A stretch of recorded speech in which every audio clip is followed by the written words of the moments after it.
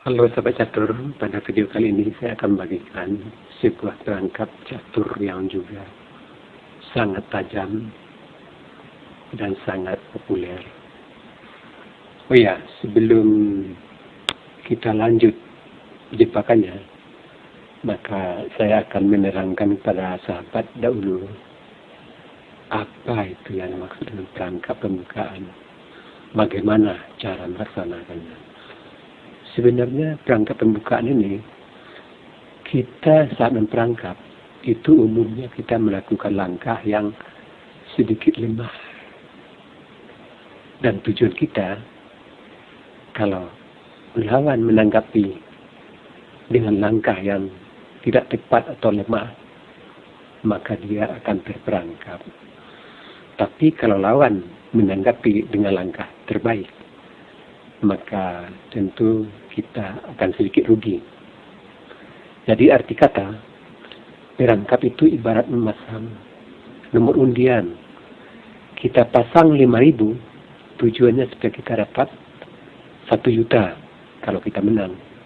Tapi kalau kita tidak menang, atau nomor undian kita tidak keluar, maka kita akan rugi 5.000. Nah, begitulah kira-kira gambaran sebuah perangkap.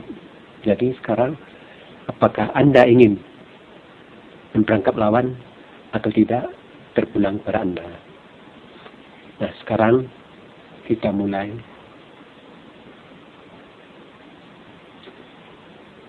E4, E5. Kuda C4, R4. Ini adalah gambit raja. E pukul F4. Kuda F3, gajah E7. Ini langkah hitam juga umum. Di samping langkah umum lainnya, bidak maju G5. Di sini tujuan hitam untuk skat G4 dengan gajah. Ini putih gajah C4. Tujuannya untuk menekan bidak di F7. Ini sudah langkah umum dalam gambit raja. Nah, di sini hitam gajah H4 skat. Di sini ada 2 langkah terbaik dari putih, bisa raja lari dan bidak maju. Nah, kali ini karena kita akan memasang jebakan, maka yang cukup banyak jebakannya adalah bidak maju G3. Nah, di sini langkah terbaik hitam jelas pukul bidak dan putih rokade. Hitam umumnya sudah jelas, bidak pukul bidak dan raja putih lari. Setelah itu hitam bidak maju D5. Ini langkah yang sangat logis. Dan sampai di sini posisi tetap berimbang. Tujuan dari langkah D5 jelas membuka gajah di C8. Nah, di sini langkah yang sama-sama baik untuk putih ada 2. Bisa gajah pukul bidak atau bidak pukul bidak. Nah, tapi di mana langkah yang nantinya ada jebakan-jebakannya? Ya, di langkah bidak pukul bidak. Nah, di sini sudah jelas kelihatan rencana putih nanti kuda ke E5 mengancam bidak E7.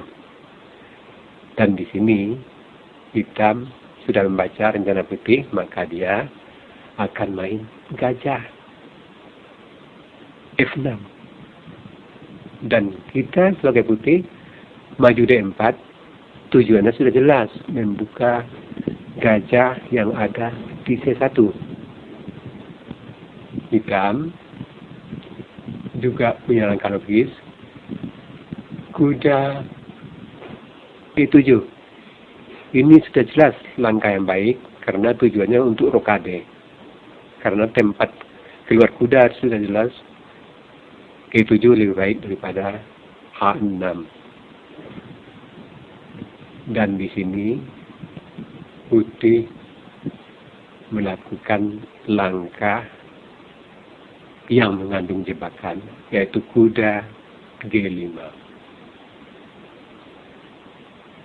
Dan langkah umum dari hitam di sini, kuda F4 atau tidak mengusir kuda.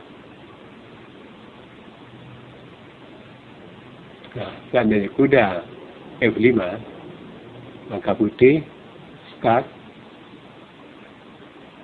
hitam tutup pakai menteri, putih kuda D4, dan partai tetap berlanjut seperti biasa. Nah, sekarang seandainya hitam maju H6, dan ini umum dilakukan hitam karena dia ingin mengusir kuda yang sangat membahayakan terhadap bidak F7. Nah, disinilah hitam terjebak. Nah, jadi artinya tadi kita melakukan langkah kuda G5. Ini langkah nggak terlalu kuat, tapi ditanggapi oleh lawan dengan langkah yang kurang kuat juga, yaitu A6. Dan di sini terjadilah jebakan, yaitu kuda pukul F7, raja pukul kuda, dan putih bidak maju D6 mengancam skak. Di sini pilihan hitam ada dua. Bisa raja F8 atau raja E8. Seandainya raja E8, maka bidak pukul kuda, dan di sini ada 4 pilihan. Bisa menteri D7, D6, dan menteri makan D4 atau raja pukul bidak. Kalau raja pukul bidak, maka benteng skak, raja lari ke D6, menteri H5 untuk mengancam skak di D5 atau C5. Hitam gajah tutup, putih gajah C4 skak, hitam gajah pukul gajah, putih menteri D5 skak emas. Nah, sekarang seandainya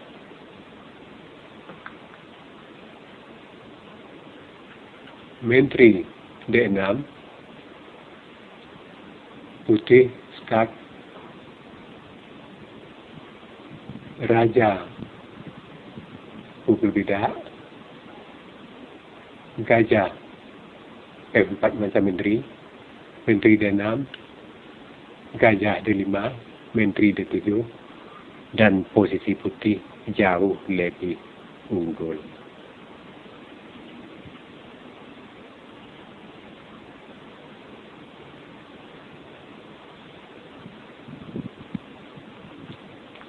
Nah, sekarang bila menteri pukul bidak, menteri skak, raja pukul bidak,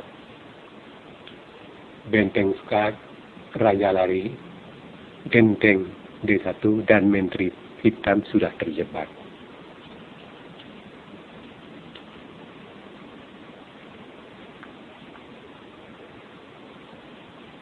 Bila menteri D7, skak, raja pukul, benteng pukul gajah, raja pukul, kuda C3 mengancam untuk menyerang raja, dan benteng E8, gajah skak, Bidak pukul gajah, benteng F1 skak, raja E7, menteri pukul bidak skak, raja D6, menteri C5 skak mat. Nah, sekarang seandainya raja lari ke pada posisi ini, seandainya raja lari ke F8, maka menteri H4 mengancam mat di F7, dan menteri E8 melindungi mat di F7, maka disinilah tercipta suatu kombinasi yang sangat cantik. Benteng pukul gajah skak, bidak pukul benteng, menteri pukul bidak skak, benteng pukul menteri, gajah pukul benteng, skak mat. Nah, sahabat catur, itulah sebuah jebakan catur yang sangat menarik dan layak untuk Anda pergunakan dalam permainan catur Anda. Sampai di sini dulu video saya kali ini. Terima kasih.